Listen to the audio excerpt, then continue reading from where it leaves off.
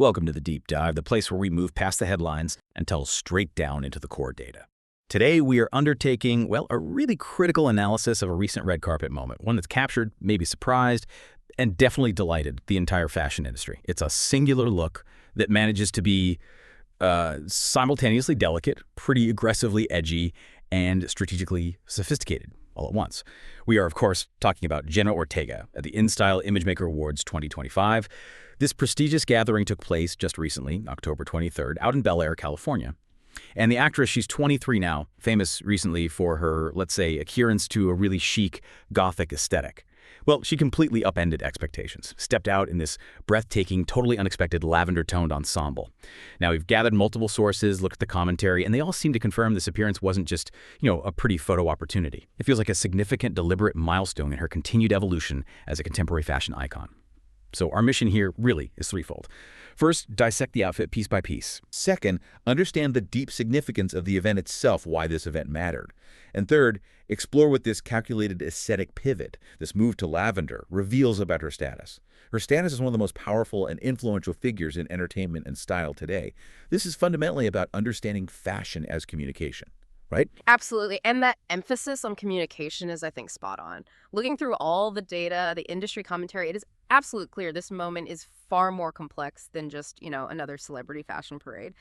This specific choice of outfit, it's almost a lesson in collaboration, in controlling your brand narrative, and in charting the current shifting landscape of 2025 fashion trends, especially, how classic, often quite feminized materials like lace are being aggressively reinvented right now. So we're going to spend our time analyzing not just the dress itself, the luxurious craftsmanship, which is undeniable, but the crucial why. Why this move, especially regarding her confident, very strategic step away from that instantly recognizable, established signature darker aesthetic, the one that really defined her public image for the last few years. This lavender look, it's nuanced, it's deeply intentional, it's a statement of maturity and, I think, critically creative independence. Okay, so let's start there. Let's begin by establishing the ground rules of the night, the event itself.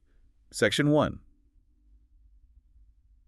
What exactly are the InStyle Imagemaker Awards 2025? This was only the second annual edition, apparently. And understanding its focus seems absolutely essential to appreciating the emotional weight behind Jenna's attire. This wasn't just a film premiere, as you said. No, not at all. The InStyle Imagemaker Awards are designed very specifically to perform a strategic shift in the industry spotlight. They don't honor the actors or the directors, the names you always see. They intentionally focus on honoring the hidden creatives, the people working behind the scenes, the architects of image. We're talking about the stylists, the makeup artists, the hair colorists, the manicurists, all the professionals whose singular vision is fundamental to constructing those iconic red carpet moments that, for better or worse, actually define celebrity careers in the 21st century. It sounds like a corrective measure, almost.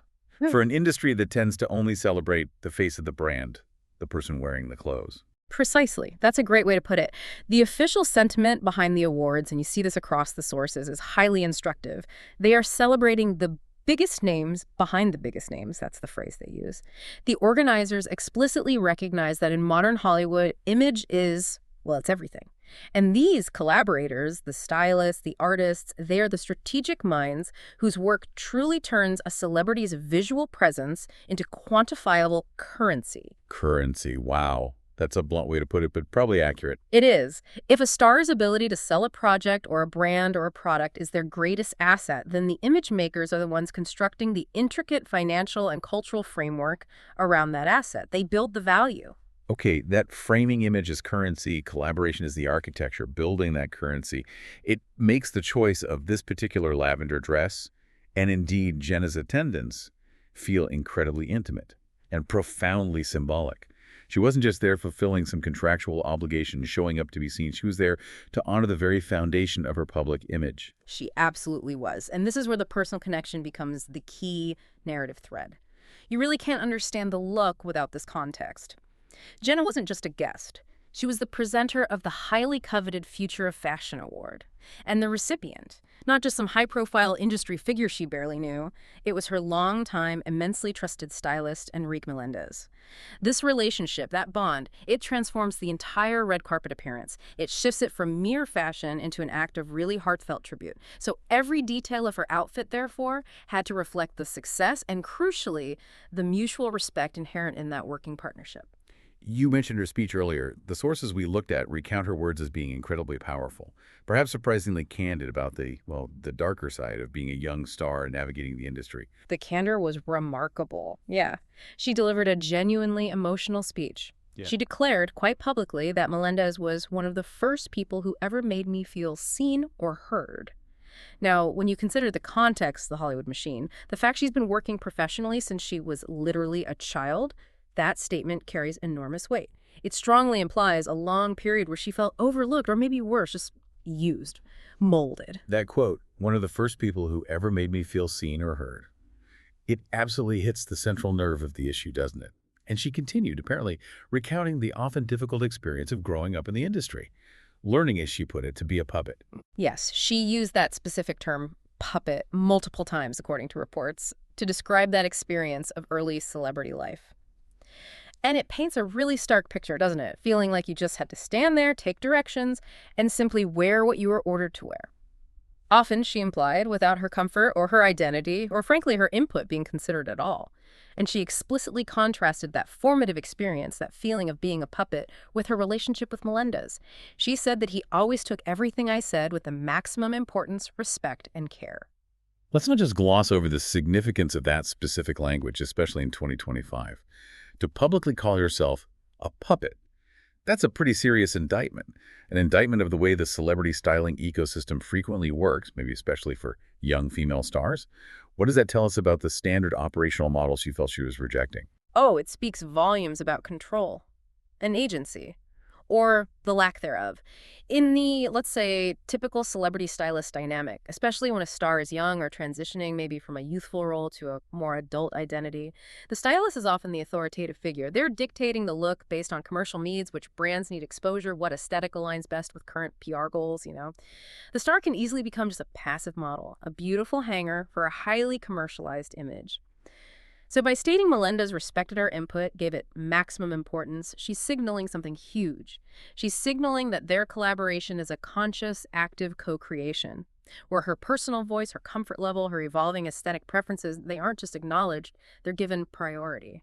It's a powerful affirmation of her own agency in what can be a highly restrictive, often controlling industry. So the core insight here, the thing we really need to grasp before we even talk about the dress fabric, is that this stunning, highly detailed lavender look wasn't just beautiful, it was fundamentally a genuine collaboration, forged in trust, not a dictation imposed upon her. Exactly. That's the crucial takeaway from the event context.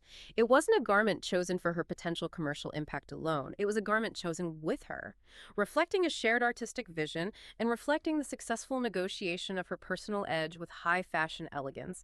And the success of the dress itself, the fact that it made such a splash, felt so authentic despite being such a dramatic color shift for her, that success is directly tied to the success of the partnership they were literally there to celebrate. It serves as, visual evidence, proof that the best, most impactful fashion moments today often stem from mutual creative respect and alignment, not just mere compliance or following orders. This context really sets the stage perfectly for why this specific AMRI dress was chosen and why it looks so confidently, so authentically worn by her. Okay, that context is vital. So let's transition now from the profound meaning behind the event to the visible evidence, the centerpiece of the night, the dress itself. Moving into section 2 now, we are shifting focus entirely to the visual artistry, the craftsmanship. The immediate impression seeing the photos, seeing the videos was just an elegant ensemble in these lilac tones, balancing sophistication, sensuality, and this undeniable aura of confidence radiating from her. Absolutely. And we absolutely must start with the provenance, where it came from. The dress is specifically from AMRI's Spring-Summer 2026 Ready-to-Wear collection. 2026. Wow. So this is a very forward-looking choice, pulling from collections that haven't even been fully released for seasonal wear yet. That alone underscores her position as a real industry leader, someone designers want wearing their newest pieces. But understanding the designer, AMRI, is crucial here. This isn't just some generic luxury brand plucked off a rack. Right. Remind us of the AMRI identity. What's the core philosophy? How does Mike Amir define his brand?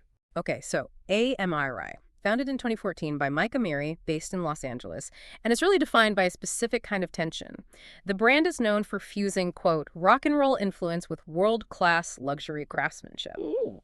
So this isn't like mass market rebellion you find at the mall. It's about taking the rough edge of punk, maybe grunge, rock culture thing, and intentional distressing, maybe leather, chains, that kind of vibe, and then executing it using the most painstaking, luxurious materials and techniques, things that often cost tens of thousands of dollars. That deliberate tension, this gritty rock and roll rebellion, combined with essentially haute couture execution, that's the brand's absolute signature. It's what makes it stand out. Okay, interesting. Rock and roll meets luxury. But then, how does a translucent lavender lace dress fit into that philosophy? On the surface, that sounds inherently delicate, almost the opposite of rock and roll grit. But that is the genius of this specific choice, and crucially, the styling around it. The core material is translucent lilac lace, traditionally very feminine, very delicate. But the dress embodies Amari's philosophy precisely by juxtaposing that traditional delicacy with serious daring. With atrevimiento, as some of the Spanish language sources noted, boldness, audacity. It achieves a very careful, you could even say audaciously balanced look. It's both sophisticated and sensual, but without tipping over into being overtly sexualized or vulgar. The tension, the rock element here, is inherent in the transparency itself. The sheer nature of the lace is the rebellion.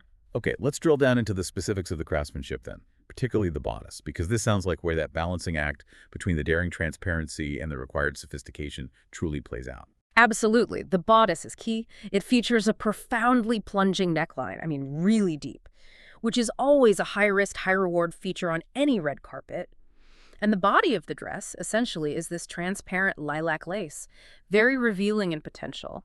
But this is where that world-class luxury craftsmanship comes directly into play. The sheer lace is expertly, meticulously embellished with incredibly intricate floral embroidery. And this embroidery isn't just scattered randomly, it's applied with almost surgical precision. So the floral embroidery, it isn't merely decorative then, it's functioning as a necessary strategic tool. It dictates what is revealed and what is concealed, essentially. Exactly right. It's performing a crucial function. The embroidery extends down from the bodice and merges seamlessly into the skirt section, and it functions as the definitive strategic coverage. This is absolutely key. It allows for that daring transparency, the rock and roll rebellious element of the sheer lace, without crossing into any territory that might be considered, gauche or crass for an event of this particular stature honoring her collaborator. It's really a masterclass in controlled sensuality. Plus, you have this interesting contrast. The romantic, intricate touch of the florals set against the bold, exposed nature of the silhouette and the sheer material. It reinforces that core AMR tension between the rough and the refined. Okay, so while the upper body uses the sheer lace and that strategically placed embroidery, the skirt shifts slightly in its visual density. Tell us about that lower section. Right. The skirt maintains the overall translucent quality of the lace. You still get that lightness, but it is executed in a way that is noticeably more opaque than the sheer bodice. It provides a visual anchor to the look, prevents it from floating away entirely. And it wasn't just a flat surface of lace either. It was lavishly decorated with vertical lines of brilliant purple sequins. Now, these weren't just random flecks of sparkle. They were clearly designed and meticulously sewn in lines to catch the specific light dynamics of a red carpet environment. The flashes, the stage lighting, they add crucial dimension, depth, and a sort of kinetic energy to the skirt. This prevents the delicate lilac lace, which could risk looking a bit flat or washed out under intense lights, from doing so. It gives it life. And then there's the really dramatic architectural feature, the element that gives the whole look its edge and, importantly, movement. Yes, we absolutely have to talk about the slit, the spectacular high diagonal slit on one leg. This is an asymmetrical choice, which always adds modernity, and it's deeply strategic. The source material consistently emphasizes that this cut wasn't merely a decorative split added for flair. No, it was specifically engineered to strategically and sophisticatedly display her chosen footwear, those chunky platform heels we'll get to, in a very deliberate, confident manner. It frames them.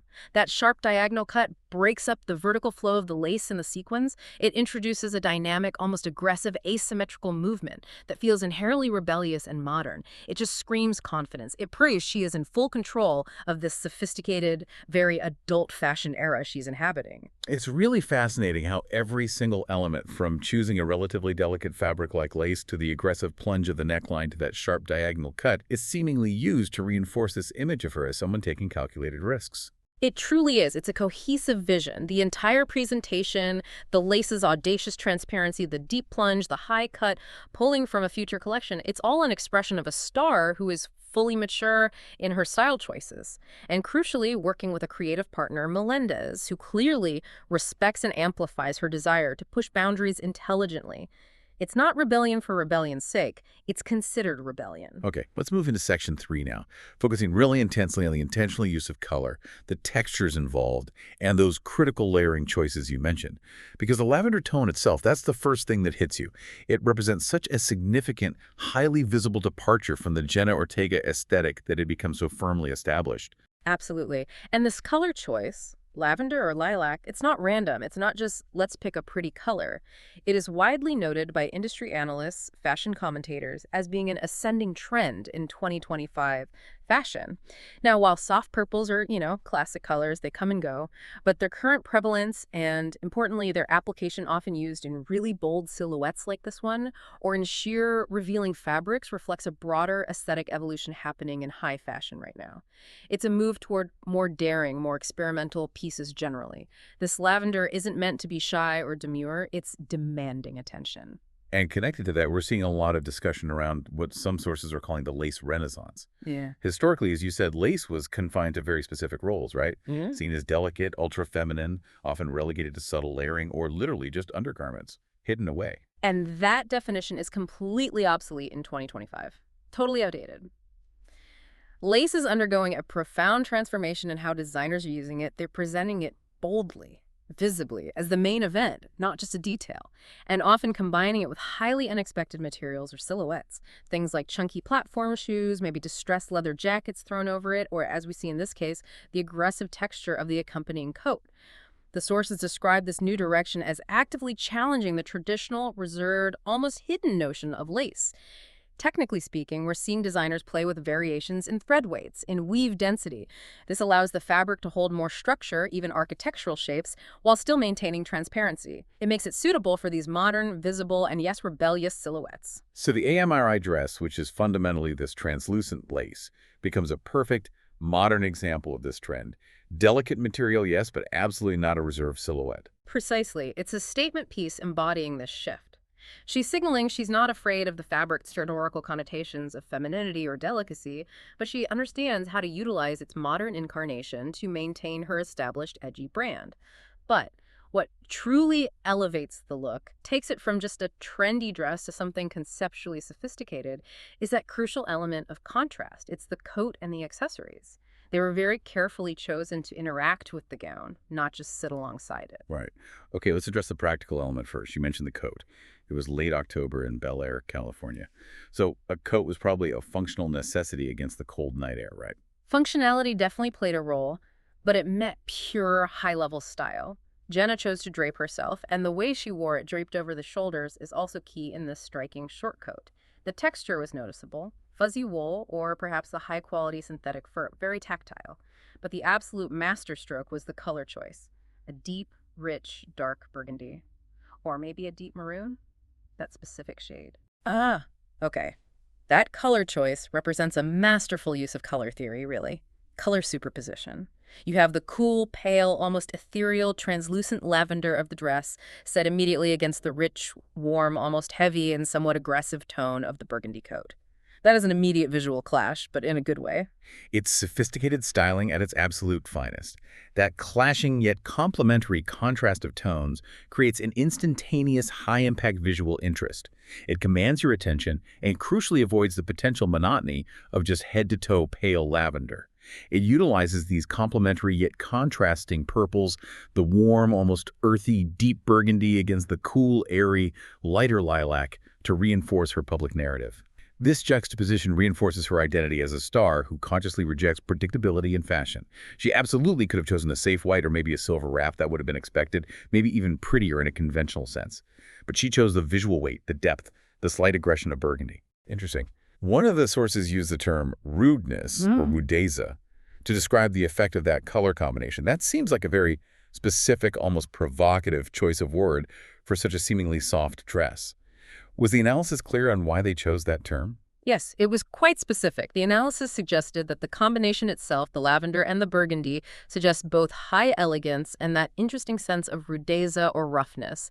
It's seen as a tangible nod back to the core rock and roll influence of the AMRI brand philosophy we discussed. It brings that edge back in. It's almost like deliberate texture warfare, too. You have the soft, sheer, delicate lace fighting visually against the fuzzy, rich, weighty texture of the fur or wool coat. It adds not just color contrast, but texture, volume, and a grounding weight to what could otherwise be a very ethereal, almost floating, translucent look. It ensures the outfit retained her signature edge, despite the radical shift in color palette. Okay, that makes sense. Now let's talk accessory balance. With such a busy, high-impact gown, the lace, the sequins, the slit, and then this strong contrasting coat, the accessories had to be incredibly precise to avoid descending into visual chaos. Oh, absolutely. This is often the point where high-concept outfits can fail spectacularly. Too many competing elements just overwhelm the central message, create noise. But Jenna and Melendez executed the balance flawlessly here. She only featured one clear, sizable statement piece of jewelry, a large purple diamond ring. This served as a simple, bold visual declaration. It precisely echoed and intensified the dress's complex purple-lavender color scheme, but without introducing distracting new materials or shapes. Clean and direct. And the necklace was equally refined, right? Yeah. Designed specifically to enhance that plunging neckline rather than distract from it or cover it up. Absolutely. She wore a delicate lariat necklace. It was adorned with small, subtle gems. Now, the lariat style is perfect for this kind of neckline because it naturally accentuates the length of the neck and subtly draws the eye down along the plunging line, guiding the gaze without visually competing with or obstructing the intricate floral embroidery on the bodice. It just added this delicate layer of sparkle and glamour, remaining very subtle and directional in its effect. Less was definitely more here. And finally, the shoes, which, as you mentioned, were the intended beneficiaries of that spectacular high diagonal slit in the skirt. Yes, the shoes. She wore chunky platform silver high-heeled sandals. This choice was highly deliberate and provided a crucial metallic contrast to the softness of the dress and the richness of the coat. Imagine for a second if she had worn a delicate, strappy nude or even lavender sandal. It would have just disappeared visually. It would have compromised the edge completely. But the chunky platform introduces this modern, almost industrial or heavy element against the perceived softness of the lace. It grounds the look. It elevated the entire ensemble, literally and figuratively, adding essential height, yes, but crucially, providing that visual grounding that brought the high fashion look back strongly to that powerful rock and roll edge that defines both the Amirai philosophy and increasingly her own personal aesthetic. The metallic silver, the deep burgundy coat, the translucent lilac dress. It truly is a carefully orchestrated symphony of texture, weight, and color. Every element considered. Okay, moving into our fourth section now, let's analyze the final details that pull everything together. The hair and makeup choices. And like the accessories, these elements seem to have been designed very carefully to be complementary, not competing. The sources we review note a clear, disciplined strategy seems to be at play. Allow that stunning AMRI dress to be the unequivocal protagonist of the entire look, no distractions. Exactly. The approach to makeup, for instance, was incredibly nuanced. It wasn't about creating a dramatic makeup look in itself. It was designed purely to enhance her natural glow while maintaining strict color cohesion with the outfit. She maintained a very clean, almost luminous natural glow on her skin. No heavy contouring, no overly dramatic foundation that would fight with the dress. Very fresh. But the accents, the color points in the makeup, were clearly intentional points of cohesion with that overall purple palette. Absolutely intentional. The eyes were defined by a sophisticated winged eyeliner. It's sharp, it's classic, it adds precision and a bit of structure to the face, echoing the structure in the dress perhaps. And crucially, the lips were done in an elegant plum tone. not a bright red, not a nude, but plum.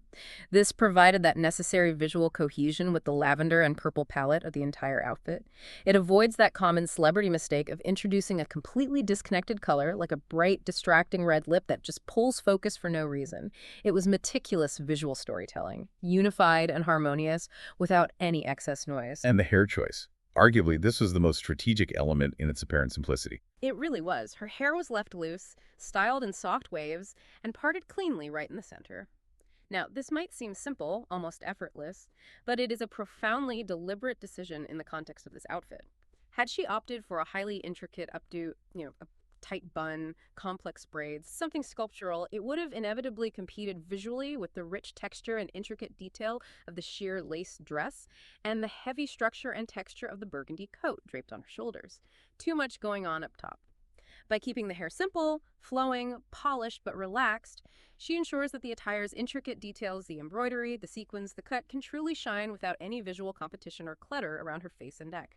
This relaxed but perfectly polished approach, letting the clothes do the talking, has become quite characteristic of her more recent mature fashion era. It signals confidence. Okay, so now that we've really dissected every thread, every color choice, every accessory, every brushstroke of makeup, let's zoom out. Let's try and place this specific lavender look within her broader career arc, because she really has undergone one of the most drastic and arguably successful public image transformations in recent memory. Yes, to fully understand the impact of this lavender moment, we absolutely must remember where she started. Context is everything. Jenna began her career, as many know, on the Disney Channel, very young. During those early years, quite naturally, she wore designs that were much more playful, often utilizing brighter colors, more overtly youthful motifs, maybe ruffles, prints, entirely reflective of her age at the time and the specific role she was playing in that Disney ecosystem. That's a common, almost expected trajectory for young stars moving through those kinds of commercial contracts. But the pivot point, when it came, wasn't just gradual. It felt almost immediate, and it was incredibly successful, driven largely by her choice of new, darker roles, right? Yes, exactly. Her style evolution wasn't slow. It was accelerated and intensely intentional, particularly after she took on those darker, more complex roles. First, maybe subtly in the series You, and then most notably and globally as Wednesday Addams in Wednesday. Her entire style identity shifted dramatically and consciously toward a very specific, rigorous, gothic, and highly sophisticated aesthetic. Moody, structured, dark. This established an incredibly strong, instantly recognizable brand identity for her, based on high fashion darkness, sharp tailoring, a kind of romantic gloom. And her stylist, Enrique Melendez, the man she was honoring at this event, actually gave a fascinating observation about this specific pivot in an interview. He noted, quite precisely, that she moved from allowing those ruffled, sometimes girlish garments of her younger years to what he described as her modern but glamorous era. That transition wasn't subtle at all. It felt like a firm, public declaration of adulthood, of artistic seriousness, aligning her look with the newfound gravitas of her work on screen. And that gothic aesthetic, that modern but glamorous darkness, was vigorously reinforced throughout the year, right? Even leading up to these Imagemaker Awards. She was heavily promoting Wednesday Season 2, and that whole press tour was basically a masterclass in high fashion darkness. Exactly. The sources we looked at detail her consistently wearing major luxury brands on that tour, all reinforcing that aesthetic. Intricate, highly structured pieces from Ashi's studio, sharp, almost severe tailoring from Givenchy, that romantic, gothic, almost historical flair you get from Vivienne Westwood, refined, dark minimalism from Fendi. Each look was meticulously selected clearly to complement her famous character's aura, while still serving a personal aesthetic that read as high fashion, high glamour, but always dark. She became utterly synonymous with refined, edgy, predominantly monochromatic black clothing. This created an extremely powerful public expectation. The expectation was, Jenna Ortega wears black or maybe deep navy or charcoal gray, period. Okay, hold on, though. You're framing this lavender look as a calculated risk, but isn't deliberately breaking away from a highly successful, globally recognized, established brand identity, that high fashion darkness she worked so hard to create. Isn't that just risky for the sake of being risky? Couldn't she potentially alienate the very fans who specifically loved and embraced that defined Gothic edge she cultivated? That is the precise risk. You've hit the nail on the head. That's the gamble she and Melendez were taking, and it's exactly why this look is so significant, why it generated so much conversation. If she had worn this exact lavender dress, say, a year prior, maybe right after Wednesday first hit big, it might have been perceived very differently, maybe seen as confusion, a loss of identity, perhaps pressure from the studio to soften her image. Now, however, appearing in it after cementing that dark aesthetic so strongly, it demonstrates something else entirely. It demonstrates her willingness, her confidence to experiment with softer, lighter palettes when it's appropriate for this specific event, and, crucially, its emotional context honoring her stylist. It proves that her confidence, her edge, is not limited to just one color palette. It's deeper than that. Her evolution isn't about a rigid adherence to one successful style that worked once. It's a display of confident, deliberate, and innovative versatility. She's showing range. And the calculated risk pays off, I would argue, because the underlying edge remains intact, even in lavender lace. The sheer lace dress itself, while technically lighter in color, is, as the sources described it, audaciously balanced. It's not a conventionally pretty dress. It maintains her signature attitude, the transparency, the bold plunging neckline, the sharp high cut, grounding it all with those chunky, almost aggressive platform shoes. All those elements are still there, proving her range as a fashion icon isn't just about color. This entire choice reflects a profound maturity in her understanding of how to use fashion as communication. She is signaling very clearly to the world, and maybe to the industry casting directors too, that she is a multifaceted adult artist, someone who will not be creatively constrained or made predictable by a single iconic role like Wednesday Addams. She is confidently moving beyond typecasting, sartorially speaking at least. Okay, let's wrap up this deep dive then by discussing the overall meaning, the impact of this specific red carpet choice, because this look didn't just generate immediate buzz on social media, did it? It felt like it cemented her status somehow, made her seem like a real power player. It absolutely did. I think that's undeniable. At just 23 years old, this lavender Amer eye dress at this specific event definitively confirms her place. Her place as one of the most influential faces, not just in current global entertainment, but crucially in fashion as well. The two are intertwined now. She has achieved something quite crucial, something many celebrities struggle with for decades, frankly. She's cultivated a recognizable, coherent fashion identity that is simultaneously bold, sophisticated, and this is the most important part, I think, feels fundamentally authentic to her collaborative process. It doesn't feel forced. This appearance sends a powerful signal. It signals that she has moved beyond being just the actress known for that breakthrough role. She is now a true style icon, someone whose specific, deliberate choices instantly influence trends, spark debate, and drive massive global conversation online and off. The appearance itself felt like a confident public step into her artistic maturity, showing she has the power and the confidence to define her own image, rather than having it dictated solely by outside forces or the echoes of previous successful roles. But the key differentiator, the element that really elevates this beyond just nice dress, influential star, the deepest takeaway that connects right back to the meaning of the Imagemaker Awards themselves, it continues to be that theme of collaboration and the value of having a respected voice in the process. That is the absolute nexus of the whole story. You keep coming back to it because it's central. Her fashion success isn't simply about being able to access expensive clothing or getting her hands on designs from Amerai's 2026 collection before anyone else, although obviously those factors help, let's be real. But it seems fundamentally rooted in something deeper. Genuine personal expression and her confidence in demanding agency over her own evolution as an individual and as an artist. And we absolutely must revisit the role of the stylist Enrique Melendez here one final time to hammer this home. The success of this look, its resonance, hinges on that genuine creative collaboration between them. As we discussed earlier, in the typical celebrity image factory model, stylists often dictate the look. Their priorities might be purely maximizing commercial visibility for brands, or adhering strictly to current trend cycles, or fulfilling contractual obligations. But Jenna and Melendez appear to have developed a true partnership, one where her voice, her ideas, her comfort are genuinely heard and valued. This transforms her from being just a passive model into an active creative director of her own public image. It's the concrete visual proof of the difference between being, as she put it, a puppet and being a fully vested collaborator, which is the exact powerful distinction she articulated so emotionally in her speech that night. Precisely. It connects perfectly. When she stood on that stage, accepting the award for him, dressed in this magnificent, audaciously balanced, unexpected outfit, it was the physical manifestation of their shared artistic vision and their mutual trust. This look was specifically curated and worn to celebrate Melendez. That makes the outfit itself a testament to the power of their specific partnership and their shared artistic vision. The style statement here is truly inseparable from the emotional and professional context of the event. That lavender lace isn't just a dress. In this context, it's almost like an organizational blueprint for how modern celebrity image making could work, more collaboratively, more authentically. Yeah. The technical mastery of the sheer lace from MRI, the brilliance of that unexpected lavender and burgundy color contrast, the sophisticated structure balanced with sensuality. It all coalesces. It becomes a powerful symbol of a young star taking calculated aesthetic risks, consciously defining her own boundaries, and demanding respect for the creative voices both in front of and behind the camera. It really does feel like a compelling blueprint, as you say. A model, perhaps, for how young celebrities might approach longevity and maintain personal integrity within their public image. #outro. Well, this has been a truly fascinating deep dive into a look that manages to be so much more than just the sum of its parts, clearly. So to quickly recap the key elements we've unpacked today, we analyzed the intricate MII craftsmanship, how it fused that signature rock and roll edge with high luxury in the translucent lilac lace. We broke down the sophisticated, maybe even provocative lavender and burgundy color contrast that provided such visual depth and that intentional hint of rudeza, or roughness.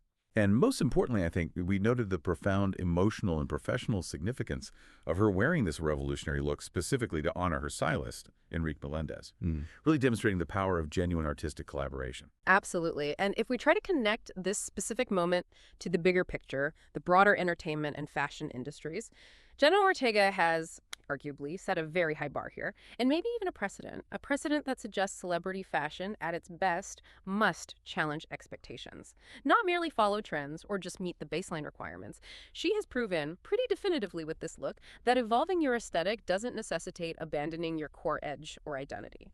Instead, it means applying that same fierce confidence, that same intelligence to new, unexpected territories, even unexpected colors. And this leaves us with a final, perhaps provocative thought for you, the listener, to mull over as you go about your day. What does it truly mean for the future of the fashion industry when the looks that generate the most buzz, the most influence, looks like this boldly balanced, highly conceptual lavender lace dress are actually intentional statements? Statements of personal evolution, of creative agency, of collaborative success, rather than just reflections of existing commercial trends dictated from the top down. Is it possible that her confidence in rejecting predictability and taking that calculated risk is actually the most powerful and maybe the most enduring accessory she wore that entire night? Something to think about.